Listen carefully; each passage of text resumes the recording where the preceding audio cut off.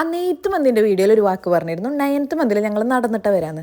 പക്ഷെ കുണുക്ക് ഒത്തിരി കൂടുതലായിരുന്നു, അത് കാരണം അത് നടന്നില്ല. ബട്ട് 10th മന്തിൽ ഞങ്ങൾ നടന്നു വന്നു, നടക്കല്ല ഓടി വന്നു. പീക്ക് ഓടി വന്ന പോലെ തന്നെയാണ് മാസങ്ങൾ പോണത്. അന്ന് ജനിച്ച് കയ്യെ കിട്ടിയത് ഓർമ്മ, ഇപ്പൊ 10 മാസം കഴിഞ്ഞു. മാസങ്ങൾ ഇത്ര സ്പീഡിൽ പോകുന്നു എനിക്ക് അറിയണ്ടായിരുന്നില്ല. മാസങ്ങളല്ല, സത്യം പറഞ്ഞ ദിവസങ്ങൾ. ഇങ്ങനെ ഇരുന്നപ്പത്തിന് പീക്ക് ഇങ്ങനെയൊക്കെ കയ്യിൽ തന്നിട്ടുണ്ട്.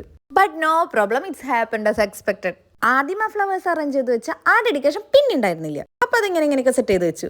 എൻ്റെ ഒരു ആഗ്രഹമായിരുന്നു 1 to 12 മന്ത്സിന്റെ ഫോട്ടോസ് ഫുൾ ഫ്ലവേഴ്സ് വെച്ചിട്ട് എടുക്കണമെന്ന്. എന്നിട്ട് 1 ഇയർ ആകുമ്പോൾ 1 to 12 മന്ത്സിന്റെ ഫോട്ടോസ് ഓരോന്നോരോന്ന് ഒരു കൊളാഷ് പോലെ സെറ്റ് ചെയ്യുക, ഫുൾ ഫ്ലവേഴ്സ് വെച്ചിട്ട്. പ്ലസ് ആ കൊളാഷിലുള്ള എല്ലാ ഫോട്ടോസും ഉണ്ണിക്കിടുന്നിട്ടായിരിക്കണം. ആദ്യമൊക്കെ അത് സിമ്പിൾ ആയിരുന്നു, പിന്നെ കമന്ന് ചിരിഞ്ഞ് എനിക്കൊക്കെ ഇരുന്ന് തുടങ്ങിയപ്പോൾ അത് ടാസ്ക് ആയി.